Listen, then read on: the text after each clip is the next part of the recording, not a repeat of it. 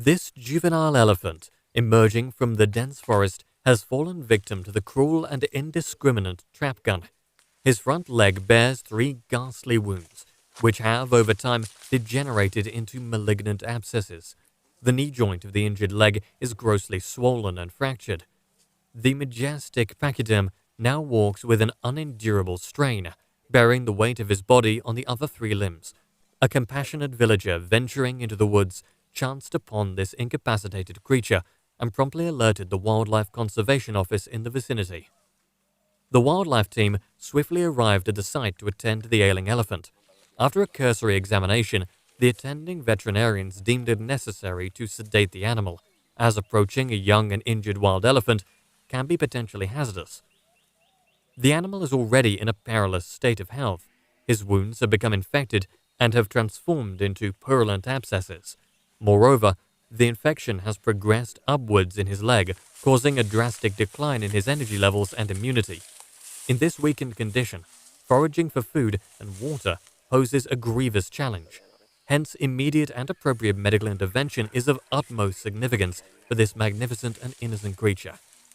To treat the pus-oozing abscesses on the animal, the first step is to sedate the animal, using a sedative drug prepared on-site by the vets and administered through a tranquilizer gun.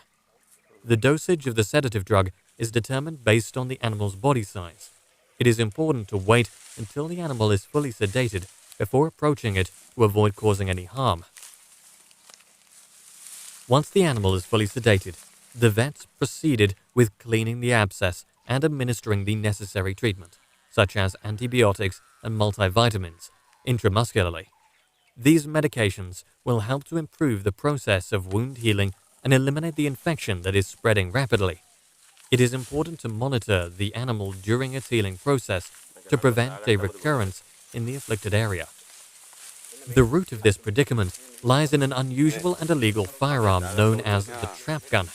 These crude firearms, commonly found in forest-bordering villages, are smooth-bore, long-barreled, and muzzle-loading with a victim-activated simple trigger mechanism. They are often made from metal pipes, explosives from firecrackers, and other readily available chemicals and metal pellets, primarily intended to protect crops from smaller wild animals, like wild boars, without harming them.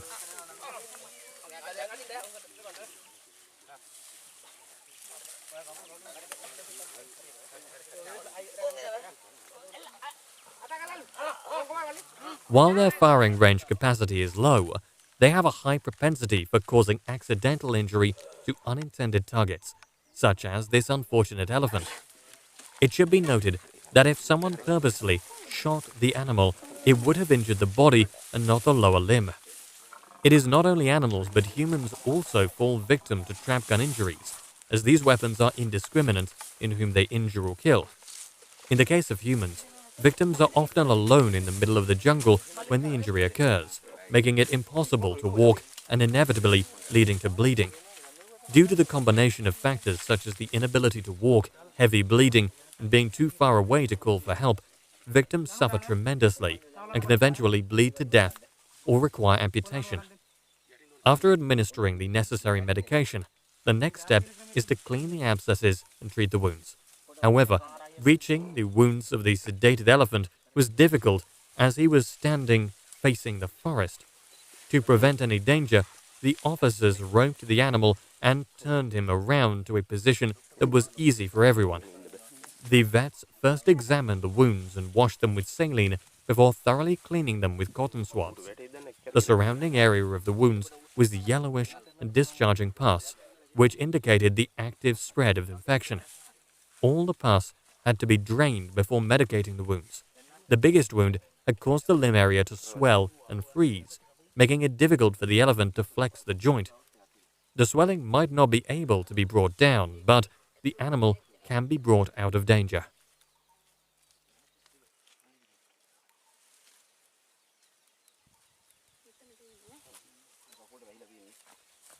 This is a moment to be grateful for these veterinarians and the officers for bearing all of the difficulties, tolerating the disgusting smells and sights of these pus gushing out of abscesses, and doing a great job for the wild animals.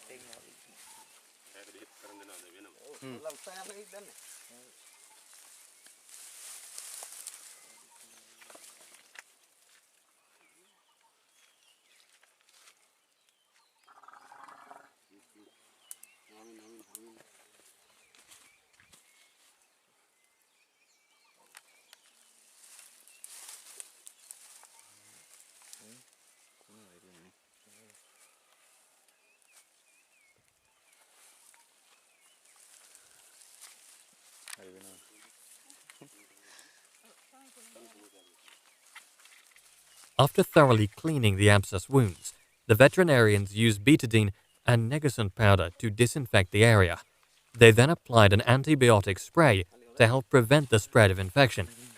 That concluded the first treatment session.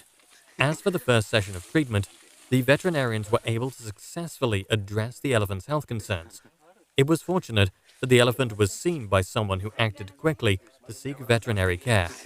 Had the elephant gone untreated, the infection could have continued to spread and potentially led to tragic consequences.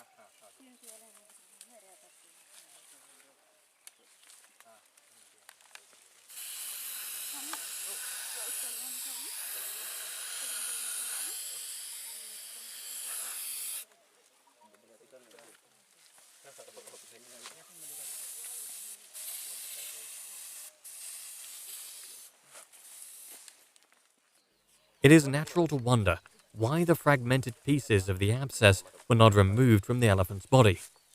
This elephant is a wild animal living in a forest. Facilities in this area are scarce. Therefore, veterinarians lack the necessary resources to conduct procedures on such large wild animals and provide aftercare.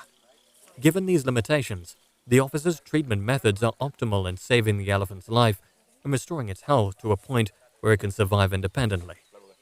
The veterinarians will perform several more rounds of comparable treatments until the elephant is healthy enough to fend for itself. While the abscesses did impede the elephant's movements, it was not in mortal danger. Nevertheless, consistent treatment will help the elephant return to its normal state.